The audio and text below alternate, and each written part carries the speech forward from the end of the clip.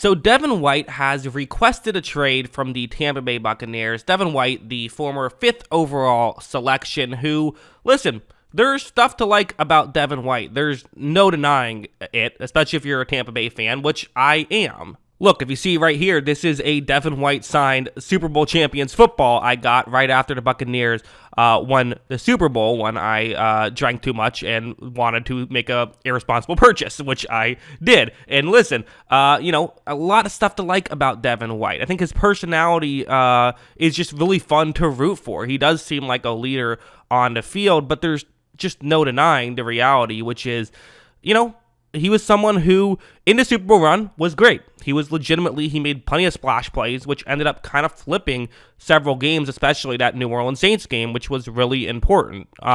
He is someone who has incredible talent, and I think a lot of Buccaneers fans were hoping that he could kind of, okay, we see the splash plays. Can you just become just an okay linebacker outside of that, and there'd be a ton of value with you. But the reality is, poor organizations get sentimental, and poor organizations think about what have you done for me, and a smart organization say, what will you do for me? And these past couple years, White hasn't done much, and that's typically how you predict what he'll do in the future. The Ravens game was kind of the height of his of people getting frustrated with him, as he was terrible in that game. Quite frankly, I was watching it live in the stands as he was getting blocked around. Tyler Linderbaum was destroying him left and right, and again, it's not like that was an anomaly. He had a bad year last year, just being a linebacker, let alone a top 5 pick linebacker. On top of it, he had some hustle issues. He wasn't someone who was running very hard on some of these plays. It seemed like he had a play where he gave up a 3rd down conversion and then celebrated because he made a tackle after it, which bothered some people. So, it's the kind of thing that I think a lot of people brought up. Vernon Hargreaves, in his last year, the reason why he got cut was because he wasn't hustling on a play, whereas here, Devin White doesn't hustle on a play, but at the same time, he kind of got an exception there. So now I think some Tampa Bay fans are frustrated with White for demanding a trade. I'm not frustrated. Demand a trade all you want. I get it, whatever. I'm not mad at anyone for doing that, but I can see why some Tampa Bay fans are upset. Now, I don't think he's actually mad at the Buccaneers necessarily. I think there's no denying that Devin White feels like he's better than a lot of Buccaneers fans feel like he is. I think that's just absolutely true. I'll say this personally, never been a huge fan of Devin White's game, with the exception of that very good postseason run, which, made me see the light, but maybe it was a false light or something, I don't know.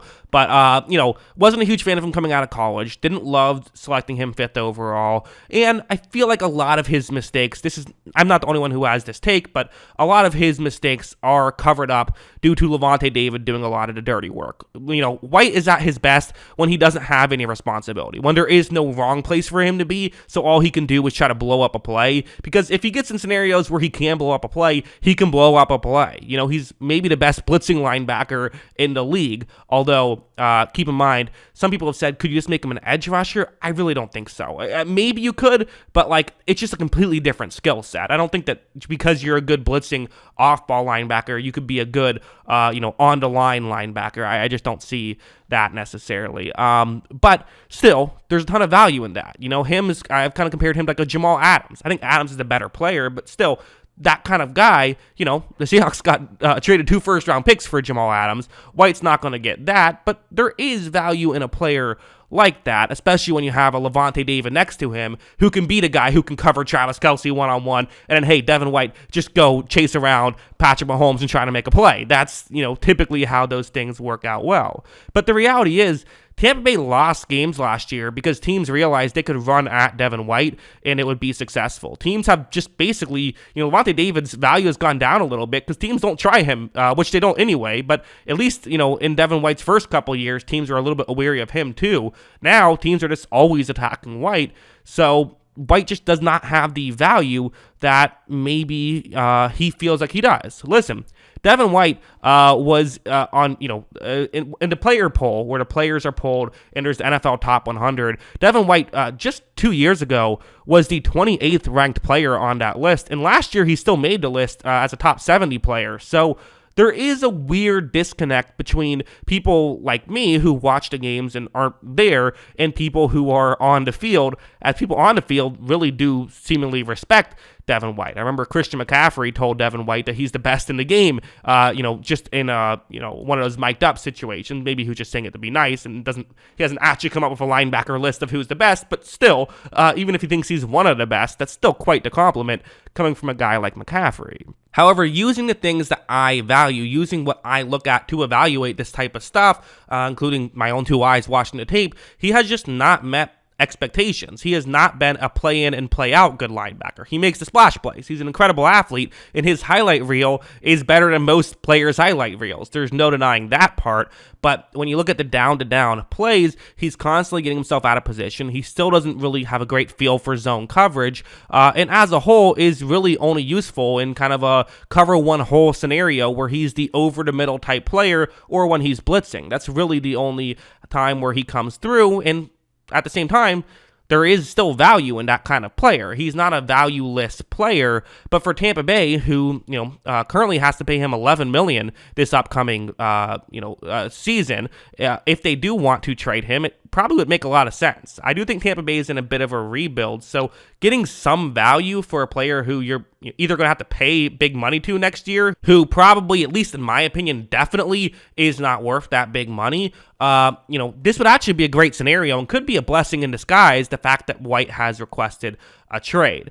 I do think why White has requested a trade, this has been speculated. I don't know if it's true, but it makes sense to me and probably is the case.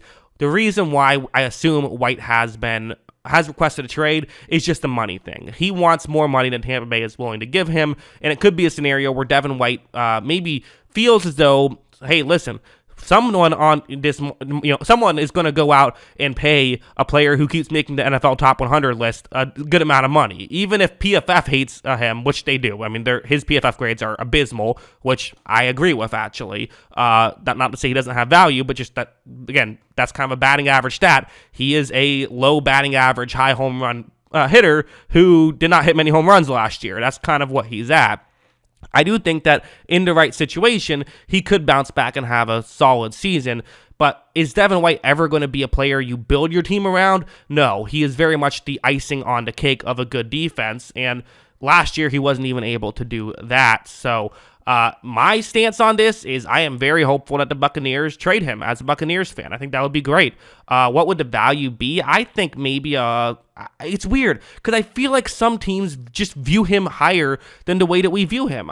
To me, I'm thinking he's like the value is like with the contract and everything, like a 5th or 6th round pick. That feels right to me. But I wouldn't be shocked if a team gives up like a 2nd round pick for him because, they fall in love with the highlights. I could see it happening. But, what do I know? What do you guys think? Let me know in the comments below. What are your thoughts on Devin White requesting a trade? Always love hearing from you. And of course, as always, thanks for watching.